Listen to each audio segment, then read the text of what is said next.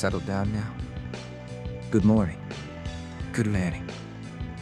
It's your favorite radio host, Ichino-ani here. Today is May 1st, a lovely Thursday. And guess what? We have a super interesting paper from the archive today. It's all about something we probably use a lot on Chatbots. Title is Deploying the Chatbots in Customer Service. Adoption Hurdles and Simple Remedies. And the call is Cheat. Like smooth. Odds 425,004,6,145. Wow, that's a long one, isn't it? This paper is in the mirror. That human around computer interaction. It's all about how we humans chat with computers like Chatbots. So what problem is this paper trying to solve? Now we know how bots are getting smarter and smarter, right? Like, with all this cool artificial intelligence stuff. Get on it? Even though they're getting better, companies are finding that people, like you and me, sometimes hesitate to use them for customer service. It's like having a super helpful robot helper, but we still prefer asking a person sometimes. The paper calls these adoption hurdles. Why aren't we all jumping to use Chatbots? The researchers did some experiments, kind of like science class. They found out some really neat things. First, yes, people like it when the Chatbots work better and faster. That makes sense. But even when the Chatbots should be the fastest option, people often still choose to wait for a human agent. One big reason is something they call Gatekeeper Aversion. Imagine a Chatbot is like a gatekeeper, right? It's the first step. But it might not be able to solve your problem.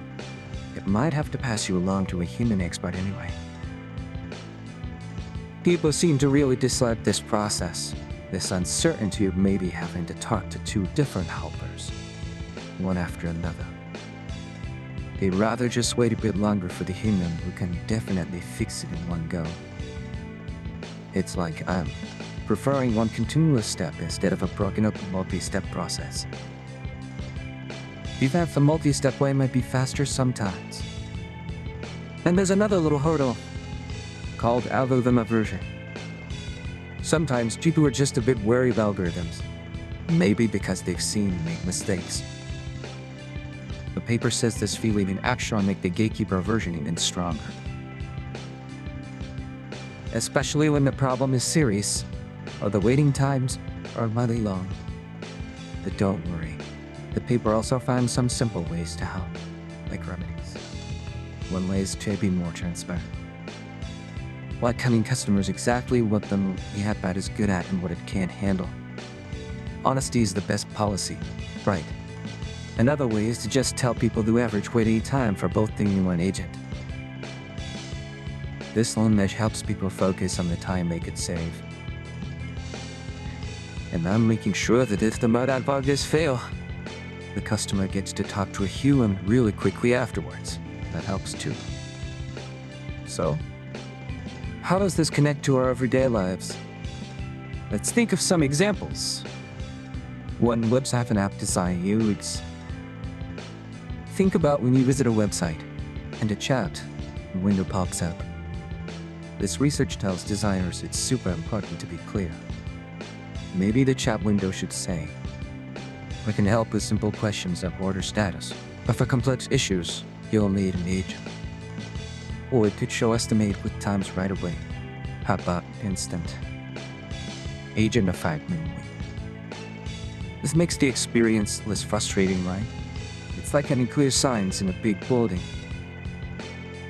2. Voice assistant Siri, Alexa, etc. You know when you ask your voice assistant something and it says, I don't know that one. That's transparency. This paper suggests it's actually better than the assistant trying and failing badly. It also explains why we might prefer asking a person if we know the question is tricky, even if the system might know. We're avoiding gatekeeper feeling. There is ability tech. For older adults or people with certain disabilities, predictable interfaces are key. Knowing exactly what a bot can do, or seeing clear wait times, reduces uncertainty. This gatekeeper aversion might be even stronger for users who find complex multi-step processes challenging. So these simple remedies like transparency and clear time info make technology much more user-friendly and accessible for everyone. It's like choosing a simple, clear path instead of a confusing maze. Comparing this to other tech, it reminds me of self-checkout machines in stores. Some people love them because they're fast. Others avoid them because they worry something will go wrong. And that may help anyway, and that's gatekeeper aversion again. This paper shows that just improving the tech isn't enough. We need to think about the whole process and how people how about using it. So, the big takeaway is that companies should keep making chatbots better, of course. But they can also make big improvements just by being clearer and more honest. And designing this process better, like giving faster access to humans if the bot fails. Isn't that neat? Simple changes can make a big difference. Okay, that's all the time we have for this paper today. Hope you found that interesting. This is ichino-ani signing off. Have a wonderful Thursday. Bye-bye.